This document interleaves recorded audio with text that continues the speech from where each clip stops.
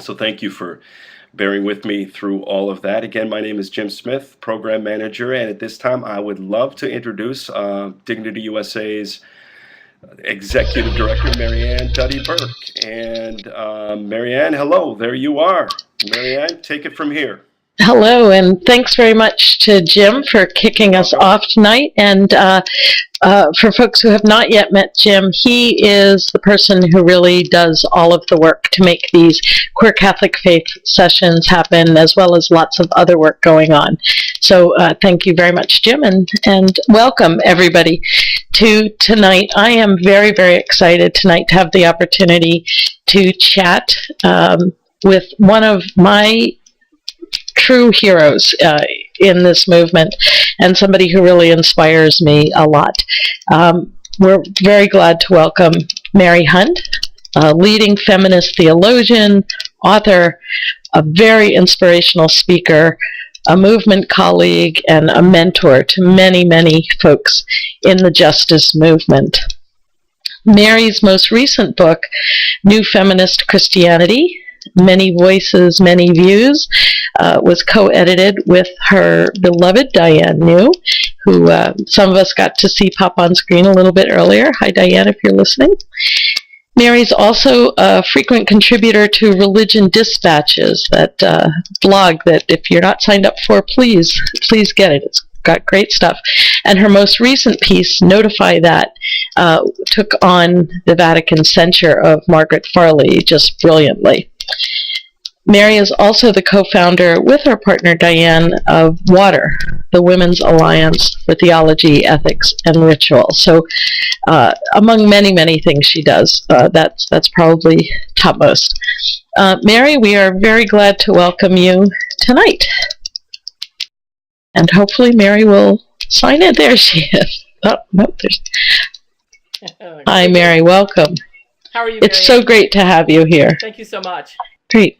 So to get started, why don't you tell us a little bit about your work at WATER, what it is that you do, and how that both comes out of and shapes your own spirituality. Thanks, Marianne. First of all, I want to thank Logan and Jim for all of what it takes to make these kinds of technological things happen. The glitches remind me of the fact that in the early days of the Pony Express, some of the ponies went in the wrong direction. So if we have any difficulties tonight, I think we can think of them. I want to thank you, too, for your extraordinary leadership of Dignity. I could second everything you said about me and then add the fact that you're one of those who does it in high heels and backwards. So I think that you're pretty amazing yourself, my dear, and it's great to have a colleague like you and a friend as well. Saying something about WATER is really kind of, in some ways, for many people who are on the call tonight, it's sort of an extra because so many of them know WATER so well. We started WATER almost 30 years ago when it became clear that what we needed was a kind of room of one's own or a room of our own for women in religion. And I think the events of the last couple of weeks, especially in the Roman Catholic community, have only made clearer to us how important it is to have autonomous feminist spaces where we can do the work that we feel called to do, that we think is necessary to do, not because of the failings of the church, but in fact because of the needs of the world. And so what WATER tries to do is to bring feminist religious values to the service of social change. And we do that through programs and publications and projects. And I'll just mention a couple. I'll mention three, actually. One was the lesbian retreat that we did with Dignity a few weeks ago. And I know some of those good women are with us tonight, a little group of them in Madison, Wisconsin, another dear friend of mine in Milwaukee, others who were part of that retreat. And so that was a wonderful collaborative program with Dignity. We also have coming up tomorrow, as the slide will show shortly, a teleconference. We've had a series of teleconferences with the authors of the chapters of that book that you just mentioned, New Feminist Christianity. And now we're starting with some especially younger scholars, and Nikki Young, who is a professor at Bucknell University, will be with us tomorrow, looking at queering the human situation. So I look forward to that. And then next month, WATER, along with Call to Action, another one of the Equally Blessed Coalition groups, will be sponsoring a rather important, I think and do tank with women, including yourself, Marianne, and Nicole Sotelo, and Rosemary Ruther, and Myra Brown, and a number of wonderful Catholic feminist thought leaders to really analyze and strategize the kinds of things that we need to do to build a larger movement within the progressive Catholic community, and to look at those issues from a feminist perspective. So those are 3 examples of the kinds of things that we do. Really important work, and especially, as you said, in these days. I mean, how do you think of the feminist religious movement in these days, particularly for those of us who identify as Catholic in some way? Well, I must say, after 30 years in this work, I can't remember a 3-month period when we have been busier, when the issues that we care most deeply about have been more visible in the public arena. And I'm speaking, of course, about the questions of contraception, issues of racism as they're playing out, I think, again in the presidential election campaign. Certainly the very serious situation faced by the Leadership Conference of Women Religious, and what I can only think of as a hostile takeover of that institution. This week's notification against Dr. Margaret Farley, a world-class ethicist. And I think that the interesting thing for us, of course, is that the term radical feminist comes up a lot. And like it's a bad thing, right? I kind of laugh. Well, like it's a bad thing. I think it's a great thing. And I think it's sort of a show of such extraordinary ignorance for people who didn't study their Latin, especially for Catholics who didn't study their Latin, to understand how important it is to be radical, that is, to be as deeply rooted as you can be in the notion of not just the equality of men and women, which is sort of the easy and in some ways the cheap way of talking about feminism, but now in the 21st century to understand feminism as a critique of and bringing about a new kind of society, a critique of racism, of heterosexism, of colonialism, of classism, of economic issues, as well as of sexism, of course. So I don't think it's simply I don't think it's simply a way of saying that women are radically equal to men. I think it's a way of saying that people of color, that people who are queer, people who are young or old or poor or otherwise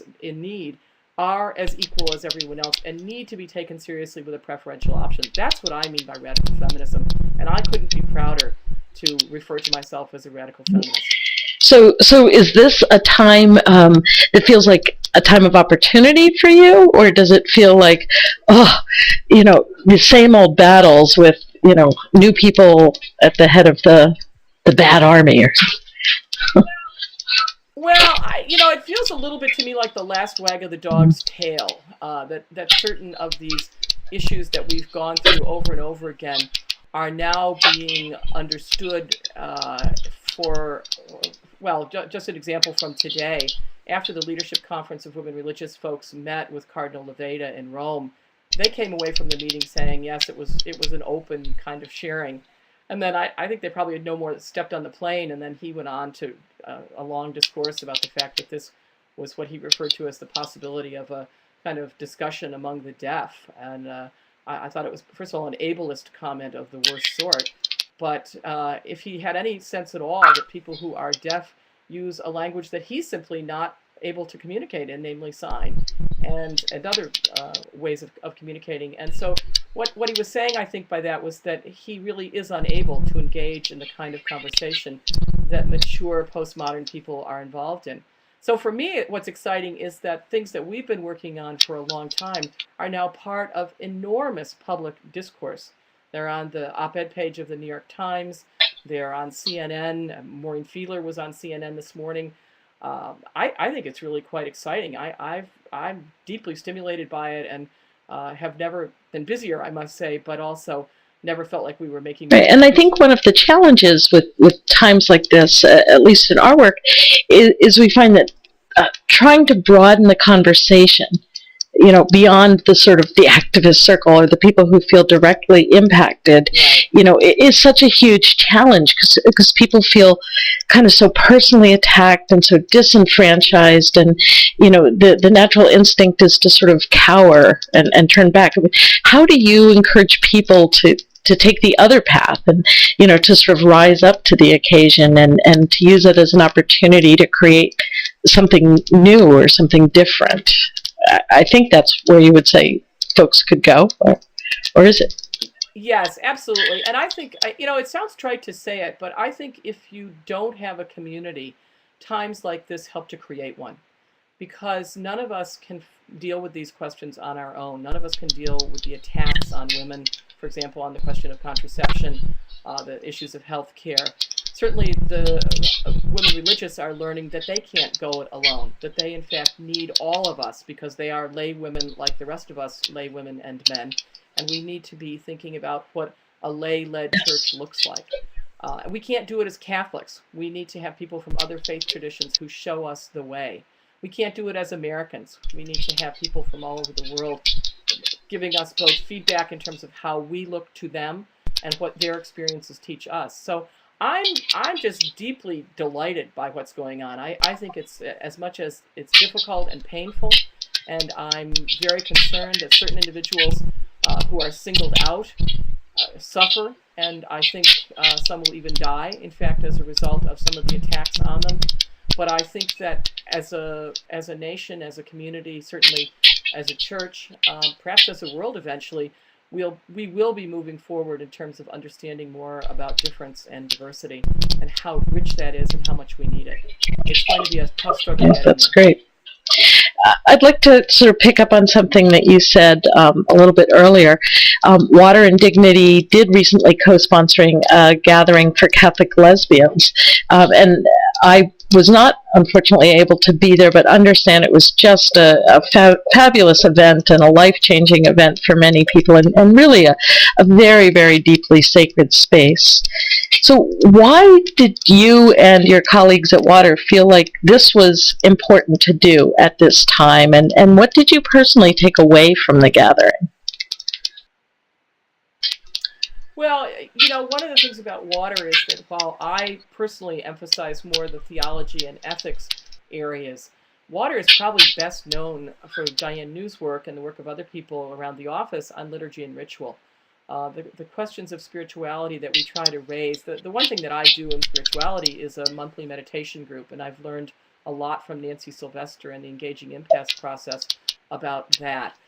We decided to work with Dignity because we really feel that the voices of women, not just lesbian women, but bi and trans women, and our heterosexual allies as well, are still missing from so much of the discourse within Catholic circles, that we really need to focus on women in a new way. And so we're committed to that. We've been committed to it for 30 years at Water, but we saw the opportunity with Dignity to join with some wonderful women. And I have to say, I know, and again, deep sympathy to you, my dear, and your family on the loss of your sister, which loss prevented you from being with us. I know, and we understood that. But what a great time we had.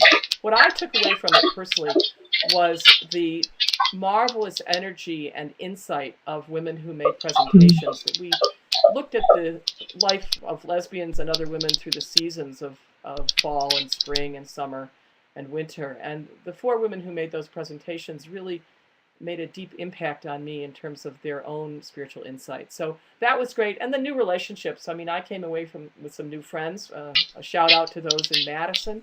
Got to see my dear friend Emily John of many, many decades. And it was just a wonderful experience of community. And I think if it can infuse the whole of Dignity in our larger movements, we will have accomplished a great deal. And it sounds like there's a hunger for more. And in one of the conversations we had following that event, you used a phrase that I'd like to explore a little bit more. It was the preferential option for Catholic lesbians. Can you talk a little bit more about what you mean about that and how you see that? What would that do to transform our church, our world, our lives? Well, it has really two aspects to it for me. One is from liberation theology, the notion of the preferential option for people who are marginalized.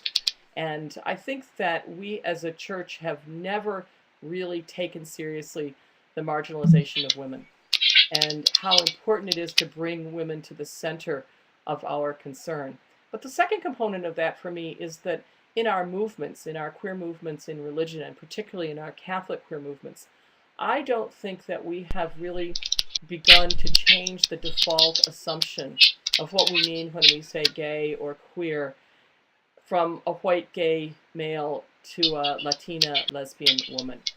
And I think that our work at Water, with happily with the support of the Arcus Foundation, to move the question of women, and especially of lesbian women, but I want to include bisexual and heterosexual allies and trans women as well, to move the experiences of women into the center, I think would radically transform what it is that we are doing. Because the larger feminist questions are not simply about issues of gender, but because so many women are connected so intimately with children, the issues of children and the needs of children come to the fore. Because so many women are poor, the needs of poor people come to the fore. Certainly the brilliant expertise of women of color in our leadership among Catholic lesbians, including your own Lourdes and others, is so greatly needed and appreciated. And I think to bring that as normative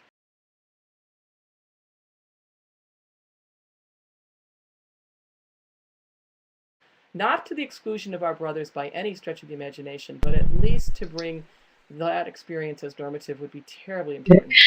Some of you are probably seeing a second Mary at the moment. That should clear up in a moment, but oh, there we go. Mary learned to bilocate there for a minute, although I think that was kind of an avatar. I missed that class. I missed that. Yes, I missed that class, and I've always wondered why I went to divinity school and I never passed the course. Never got that one. I don't know. Practical things I would have learned. Okay. So do you get that sense of preferential option? What do you think, Miriam? Does it resonate with you? The other, let's look at that for a minute, and then we'll look at the word Catholic lesbian all one. You knew where I was going next. Does the preferential option? Yeah. Well, I'll go there anyway. But tell me, does it resonate with you that preferential option? You work in an organization that's primarily men and has. Oh, absolutely. And I think dignity to me comes right out of that whole liberationist theology tradition, and that whole concept of preferential option is very much a mainstream of that. But how we live that in community, how we practice that, I think is a huge challenge for all of us. So it's great to know that there are folks out there stepping back and really looking at what that would mean, and maybe we can learn that in community a little bit better together. So it's. Well, I think that's really a next step, and I think one of the things that happened at the meeting in Chicago with Water and Dignity Women was kind of practicing that in safe space, if you will, practicing that in a way that allowed us to experience the normativity of our being, which we don't normally experience, and even in Dignity chapters. And I think for many women who came to that event, who are part of Dignity chapters where women are in the vast minority, it was just as you say, a life-changing experience. And for others who are not connected with Dignity, it was another encouragement, both to explore Dignity on the one hand, and on the other hand, to explore other forms of faith expression, because I think right. I think the experience of Catholic lesbians and bisexual, transgender women, allies, all women are so marginal in our church, in our world, that having places to make them explicit and sacred and not having to be defended is a great thing, and really empowers us to bring it back to the larger community. And I did want to move next to that concept of Catholic lesbian as one word. And, again, this feels like a new concept that you, and probably through your work others, will start to take on a bit. So talk a little bit about where that came from and what you mean by Catholic lesbian. Yeah, Catholic lesbian, sort of like Mary Hunt, it's sort of all one word. My daughter sometimes calls me Mary Hunt. I don't know if she thinks there's another Mary in the house, but Um, I had the insight sitting in the circle at that meeting in Chicago that woman after woman described her experience and how intimately interwoven her Catholicism and her lesbian experiences were. And I remembered an article by Dr. Joan Martin, who's a Presbyterian uh, minister and womanist theologian who teaches at Episcopal Divinity School. And years ago, when she was working on her own doctoral work, she coined the phrase "black woman," all one word. And she wrote an article about it in the Journal of Feminist Studies in Religion.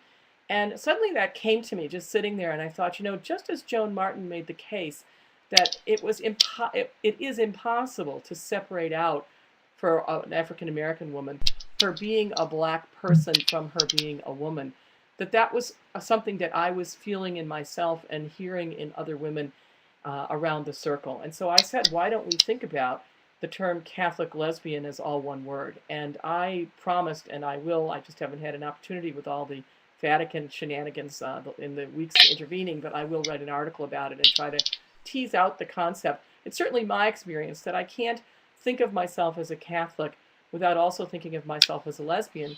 And likewise, I can't think of myself as a lesbian without thinking of myself as a Catholic. So there's a lot more to my identity, especially around issues of race and age and privilege and so forth. But I find looking at that question and that combination a very rich way of starting to say how it is that we need to talk about the hybridity of our own experiences, because we are so many things. And I love that, not having to prioritize one part of our being over the other, and really being able to be there as fully who we are. That there's going to be some real power in that. Well, and many women get the question. Yeah, many women, many times I've had the question, why are you still a Catholic? And, that's the one question. Why are you still a Catholic? And then the other question is, well, how can you be a Catholic and be a lesbian? Or, how, this kind of perplexing notion that these two things don't go together, when in fact, here I am, Exhibit A. This is what a Catholic lesbian looks like. And that needs to be dealt with. And I think that we have done each other a disservice and ourselves a disservice to try to tease out too carefully some of those strands of our identities, when in fact there are many more pieces that fit together, not needing to be pulled apart. In addition to all of the work we see you do, you are, as we've mentioned, in a long-term partnership with the fabulous Diane New, who's herself a noted theologian and liturgist. And you and Diane are moms to a delightful daughter, Min, who my little girls love. So how does their being part of your life impact your spirituality and the work that you choose to do at this point in your life? Well, you've put it so well. I mean, Diane New is just a treasure of a human being and a marvelously wonderful partner of now more than 30 years. And we do have the privilege of working together at Water. And ironically, we do very different things. So people say, how can you work and live with the same person? And I think, golly, I hardly see her, even though we're in the same set of offices. We're so busy doing different things. And I think that's good. We are not complementary in the ways of, as Mary Daly used to say, Farrah Fawcett Majors and John Wayne. But we do have some overlapping areas of interest and skill. But mostly we have a lot of fun, and we were partners, private personal partners before we were work partners. So we have a firm foundation in friendship for the kinds of things that we do. We adopted our daughter about 10 years ago, and she was 14 months old from China. And Min is, of course, as you mentioned, not only is she beloved of your daughters, but she enjoyed your daughters very much as well, and looks forward to seeing them again. She's now in the 5th grade, and I am, as an older mother, privileged to watch the world through the eyes of a child and to see how different it is from how it was when I was a kid, and how much progress we've made and how much progress we still need to make. So Min is a source of great motivation for me too. I want the world to be different for Min, and well, the two of them are just my loves. You know that so well from your own. Okay. We also have a rich family life in the sense that we have lots of friends here in the area, lots of people through water that we're close with. We both have, Diane and I both have very nice families ourselves and extended families, and we belong to a very long-standing women church group called SAS, or Sisters Against Sexism, which is one of the places where I find spiritual nourishment. And so that's been a nice way for us as a family to also express our And she said spirituality. that community is so important. You know, when you're on, in some ways, the front lines of this kind of work, you really need a place to be fed. So we're glad you have that. Well, yeah, and the other thing is that family allows you not to take yourself too seriously. I think that one of the great dangers is believing one's own press for good or for ill. And I know when I come home at night from the office, it doesn't really matter. It's time for dinner. It's time for homework. It's time to go swimming. It's time to do the kinds of things that families do. And so I think that the balance that families provide, at least that I've had the privilege of having, the balance that my family provides for me is really helpful. I'd probably have burned out a long time ago. And Margaret Mann from Honolulu says, and you give great dinner parties. So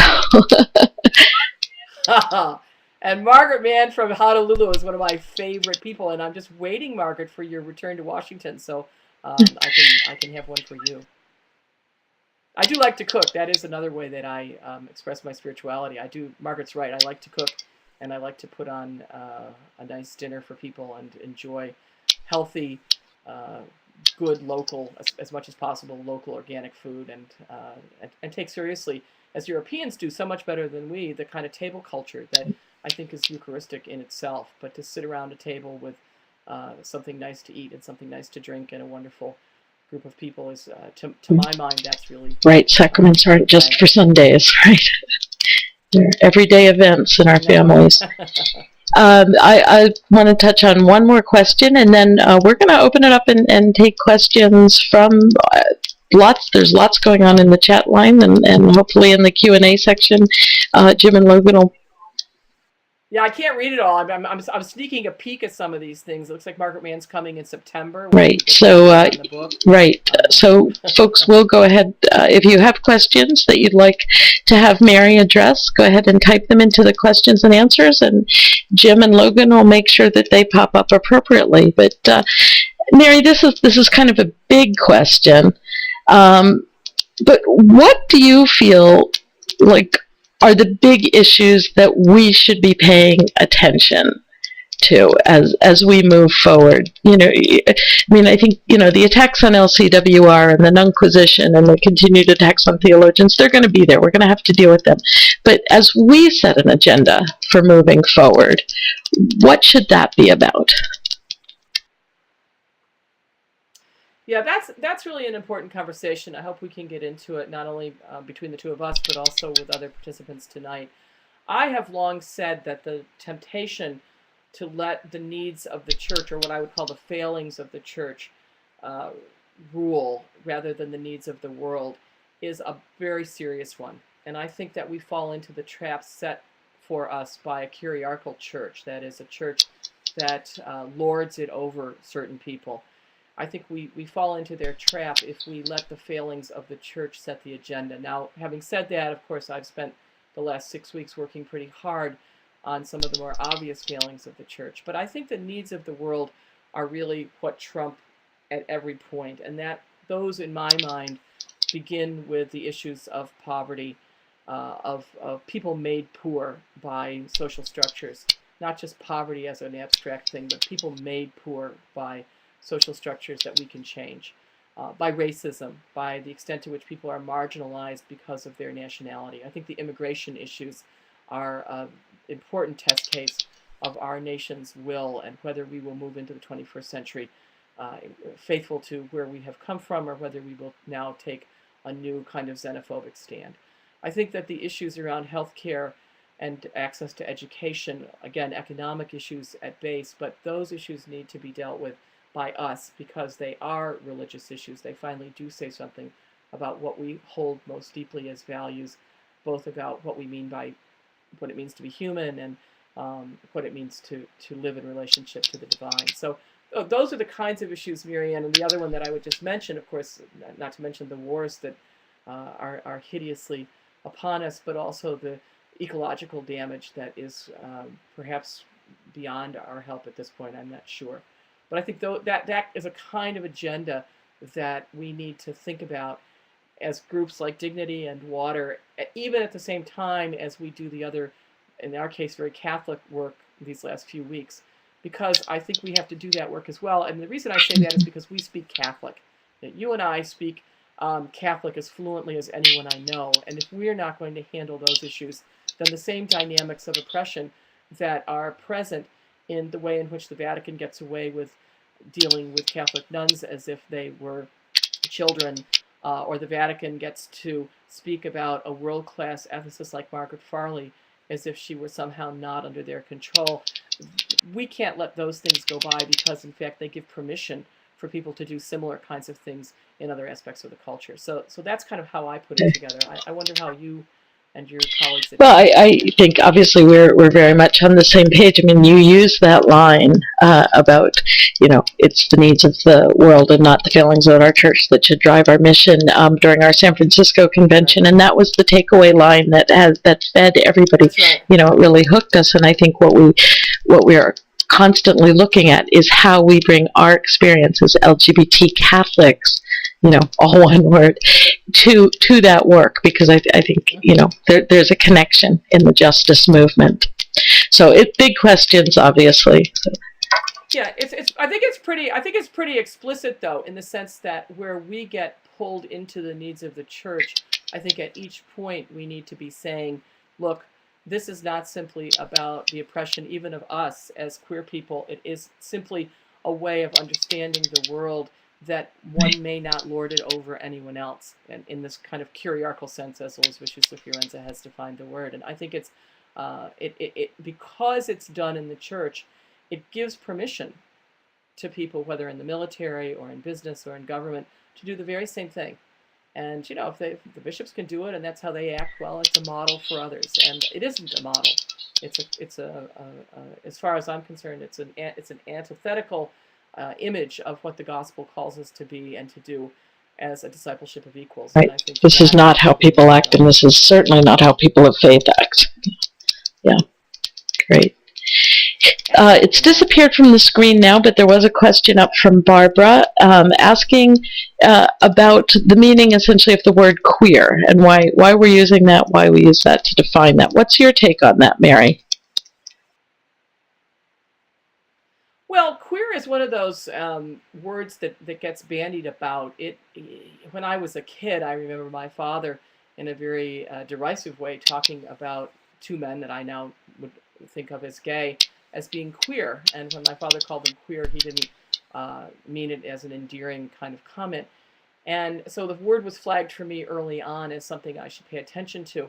And that word has simply been rehabilitated by a lot of people, very much in the way that other words that have been negative, like the word dyke or faggot, have been rehabilitated by people like Mary Daly and others who have understood the deeper etymology of the word and then brought it into common conversation. I think now queer is understood as anybody who transgresses the usual sexual norms, so that queer can mean not only gay and lesbian, bisexual, transgender, intersex, but it also means people who in their sexual self-understanding and practice transgress the norm of presumably heterosexual monogamous relationships. So queer covers a large and in some ways amorphous way of thinking. I find it useful for that because I think it brings us together rather than separating us off into little pockets. On the other hand, I think one has to nuance it, and while using it rather generically, be careful that it doesn't all of a sudden now become the new way of talking about gay men. And that, I think, is one of the downfalls of the term queer, that the content of it doesn't always match what I think is, in fact, the liberating possibilities of it. Here's one from Sarah. The lost voices of women, whether they be gay, bi, trans, straight, I think ties into a bigger fear of sex by the Central Catholic authorities. Women continue to represent sex, bodies, lust, etc. And I feel that is why women, especially lesbians are given no voice or platform to speak. What are your thoughts on that? Well, first of all, Sarah, thank you for your comment. I think you're absolutely right that that it's a fear of sex, but I think, and that women are understood in this kind of Western way of thinking. Women represent the carnal nature, men more the spirit. It's part of a kind of separating everything into dualisms, what we call technically hierarchical dualisms. It's not just that you have salt and pepper, but one's better than the other. It's not that you have black and white, but one's better than the other. As was said by Catherine McKinnon, one of the great legal scholars, it's almost impossible in the West to think about difference without discriminating.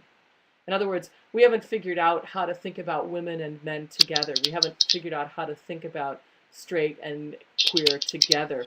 We haven't figured out those things. We've always put one on top of the other. I think the question for women, especially in the church, is that no women have a platform. And if no women have a platform, you can be very sure that lesbian women have even less of a platform, or it will be longer before we have any kind of a platform. One of the exercises I do, and I invite people to do, is to ask your congregation or your friends, who are some of the great lesbians in church history that you can name? Who are some of the lesbian women, lesbian nuns that are now active in the movement? Who are some of the lesbian theologians that you can name? Who are some of the great leaders of Catholic lesbians? I think of Christine Noose and Karen Doherty, the two founders of the Conference for Catholic Lesbians. But people don't have names. They can't answer my questions. And that tells you something very, very important, that we have yet to hear from Catholic lesbians on our own terms. Now, there are a lot of us out there, but I'm talking about being able to say explicitly that this comes from that all one word Catholic lesbian perspective. And that's part of what I'm trying to bring about, is that consciousness, not because it's better, not because it's the best, but simply because it's another kind of experience that has been left aside. And I think that the whole is greatly diminished because we can't hear from that perspective, not just for fear for women, but for very real consequences that will accrue to them and to their children. And I think we have to take those into account very seriously. And our own Logan Bear asks, what can male feminists do to support Catholic lesbians? And he used it as all one word. He sure did. Well, you're doing it tonight, Logan Bear, and I appreciate it more than you know. I think that one of the things that male feminists can do is put themselves in the posture of listening, to really be a part of the circle listening, not having to usurp the power that women need to have. Because some women, and we heard this in Chicago at the meeting I referred to earlier, some women had never been in that kind of a circle. They hadn't really had that experience. One woman wasn't even out beyond the people she was sitting with. She wasn't out at home. I think we have a long ways to go, and that our brothers can help us most effectively by being what I call creative bystanders. That is to say, people who can stand by us and help us to articulate our work, to provide resources insofar as that's possible, and also to figure out how down the pike we can collaborate more fully and more in a more thoroughgoing way on our own terms, so that we're changed by each other. And I've seen a lot of that in Dignity, and I look forward to a lot more of it. So thank you, and thank you to other male feminists. And I have to say, I think sometimes the men in Dignity get a bad rap, and certainly there are frustrations across gender lines, but there are a lot of feminist men in Dignity, and we're glad, to be partners with them.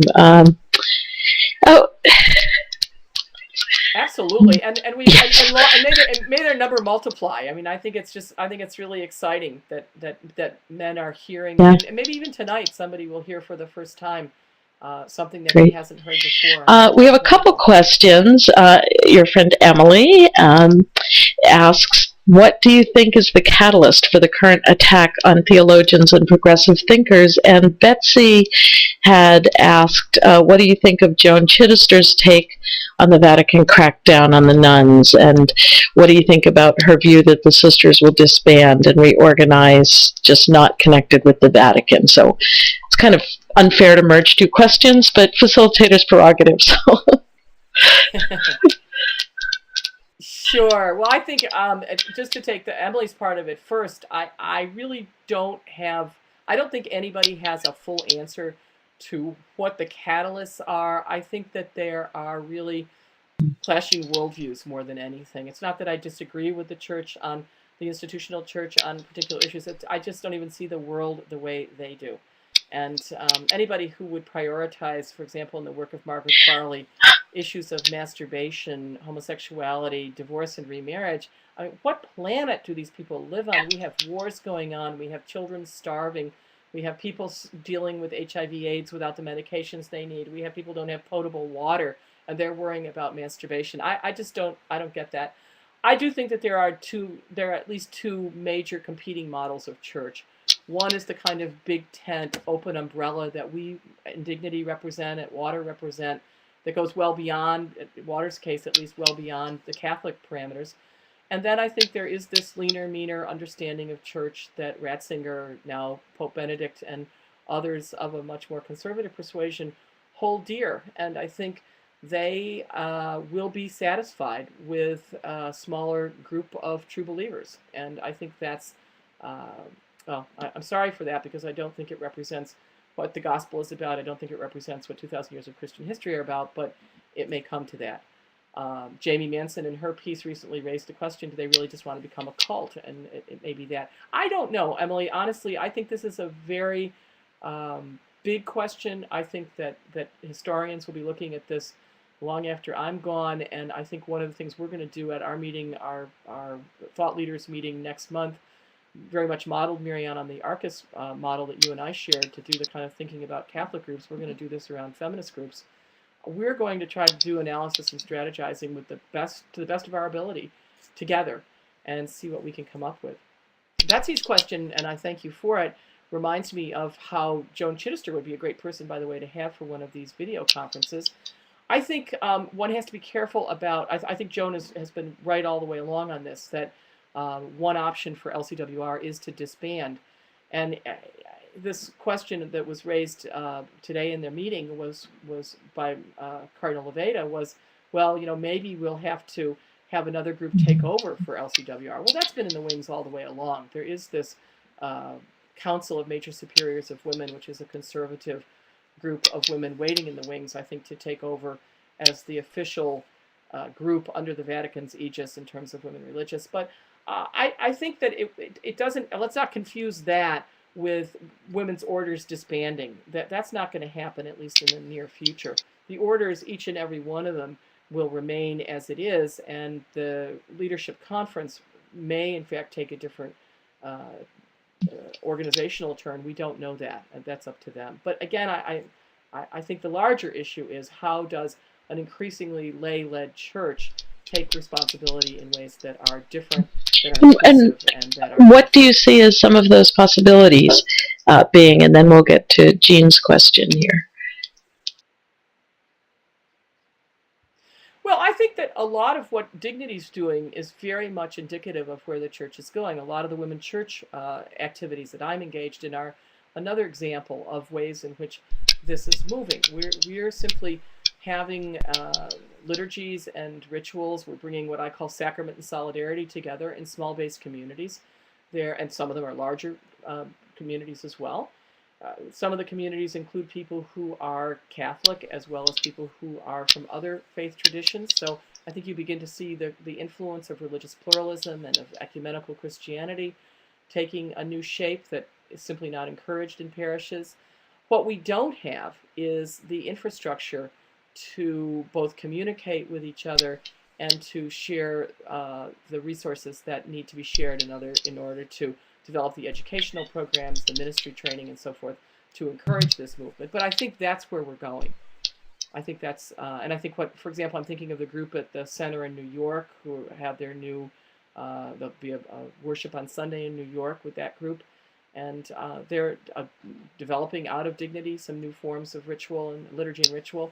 I think we come from a tradition that is heavily laden with brilliant liturgical insights and practices, and we're sharing them. I think that's a great thing. And then, of course, we come from a tradition where social justice is the name of the game. And the more of that we do, the better. Jean has a very specific question. Do you encourage the future church-sponsored Mary of Magdala celebrations for faith communities? I think this is one of those the more the merrier. I think there are lots of different ways to do this. Certainly, the Future Church is one model. Roman Catholic women priests have been doing things that people have found helpful. I look very much to groups like the BVM Sisters of Charity in Dubuque and to the Sisters of Providence, and I look to groups like Chicago Women Church and Women's Ordination Conference, all of which I think are bringing lots of resources to this approach of faith. I also think of parishes. I think of my favorite parish, St. Lucy's in Syracuse, New York, which is a tremendously active call to action kind of parish. And so I think there are lots of models.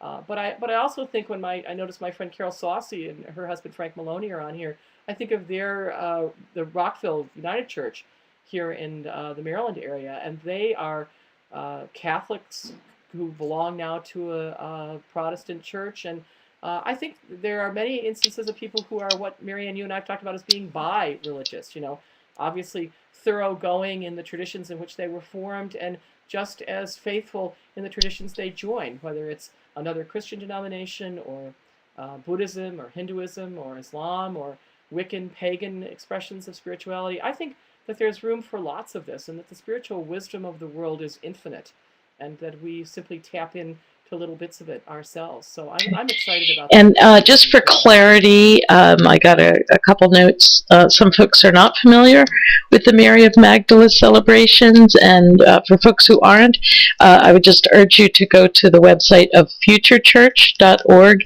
and essentially these are celebrations held on or around July 22nd each year to celebrate the Feast of Mary of Magdala and to, raise up the place of Mary, but also of other Catholic women or women in church history.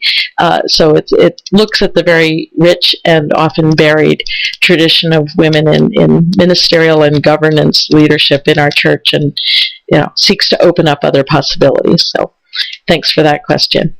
Okay. Yeah, another just a footnote to that. Another wonderful experience for many people has been to celebrate Irish. Bridget. The great Irish theologian Mary Condren has taught us so much about Bridget and the celebration of Bridget in February, and laying Bridget's cloak down and finding our way through the kris, which is a large kind of knitted. I don't even know what to call it. It's a kind of knitted circle that you can step through, and to really ritualize what Bridget brings to us. So there are many of these expressions of within the Christian tradition that have been based in women's experience that we simply haven't been privy to over the years. And the more the merrier, I say. Doesn't mean I like them all the same, but it means that I want to encourage people to bring them. Okay, and another question from Betsy. The women priest movement, why? Why not join a Protestant church? Why not take what is ours, the Catholic Church, remain in the Catholic Church and remind the hierarchy of the true spirituality of Catholicism? At 7 minutes to the end. Hi, Betsy. Thanks. Yeah. Sure, Betsy. No, I think I'm not exactly sure where you're going with the question, but I'll tell you where I would go with it. I think the question of priesthood is one that's finally very fraught in Catholicism, and that the issue is not the gender of the priest, but the notion that somehow when one becomes a priest, one is in some substantial way or qualitative way different from other members of the church. So that bright line that gets drawn in the Catholic pyramid between those who are at the very top, if you take the pyramid like this, those at the very top are the priests, and those down in the rest of the pyramid are the laity. I think that model is so flawed that I am even more negative about that model than I am about the all-male priesthood. And I'm pretty negative about the all-male priesthood, if you want to know. So I think the issue here is to rethink the understanding of the priesthood of all believers, of the responsibility of all baptized Catholics and others to take on diaconal work, to be the kinds of people who do what a community needs, and to let priesthood go by the board. At least that would be my that would be my approach to it. To really think about how in our communities, in a discipleship of equals, the tasks are taken on by different people, but there is no difference in substance or quality between and among people. And I think that's the problem of priesthood. So whether it's women priests or male priests, I think that problem remains. And I think that in Protestant traditions, you have bits of that, but it's articulated very differently in the different Protestant traditions, especially in the more congregational models where the minister, frankly, is a hired hand. And I don't think that's a bad Thank you. thing. And the final question that we'll have for tonight is from Emily. Do you see an impact on feminist theology post the Black civic leaders' recognition of gay marriage? Well, I think that the move on the part of many of the African American civic leaders, and I can't say a lot, but at least as I guess we're having some feedback here. We're having some technical problems. I'm not sure what they are, but in any case, I think that the move by many African American religious leaders to embrace the same-sex marriage question will have an political arena. I think that feminist theologians have long been engaged in conversation about this, and especially our womanist theologians. So their leadership has predated that of their African American civil counterpoints. But I think it's moving in the right direction there. Well, obviously, we could just talk all night long and well into many days about this, and I'm sure there's lots of things other participants would love to discuss. But Mary, I would really like to thank you for your insights, for your conversation, for opening up so many things for us to think about, and really encourage people, if you are not familiar with the work that Water is doing, to check them out, waterwomensalliance.org. The teleconference with Nikki tomorrow. I assume, Mary, you can still take some sign-ups for that? Absolutely. People can send their names to Water Staff, all one word, Water Staff, at hers.com, and we will be happy to get you the call-in information tomorrow. Feel free to do that. And also, as many of my friends know, I answer emails. So if you didn't get your question answered tonight and you'd like a private answer to your question, I'd be happy to take your comments and questions and at Mary, and actually my own email, water@hers.com. So please feel free to get in touch with me. And I want to give a special shout out to my prayer partner, Anne Marie, and let her know that I am very much keeping her in mind. This is one of the things that emerged out of that same retreat, that each one of us now has a prayer partner, and I think that way of being with each other is it is. Thank you. So, and thanks again to all of you for participating and listening and chatting and sending questions and keeping this conversation alive. We want to take it from this space beyond into other spaces. We will be sending all of the participants a survey about this program, and we really do take your feedback seriously. As Jim mentioned earlier, we're going to go on hiatus for the summer, but we'll be back in September with some new guests. Please do give us your feedback about ideas you have for folks that you'd like to see in this forum and ways to continue the conversation. This session, like all our Queer Catholic Faith sessions, has been recorded, and we will make the link available. Feel free to circulate the link to friends, to members of your communities and congregations that you think would enjoy listening to it, and maybe some folks that you think would benefit from listening to it. We also really would appreciate any contributions that you care to make to help keep this program and the other ministries of Dignity USA alive, and there'll be information in the survey about how to do that, or you can go to Dignity USA's website, www.dignityusa.org, to do that. Thank you, everyone. Thanks again to Logan and Jim for the technical help. And Mary, as always. It's been a mind-expanding and soul-enriching opportunity to speak with you. Thank you, everyone. Okay. Thank you, everybody, and good night. Good night now.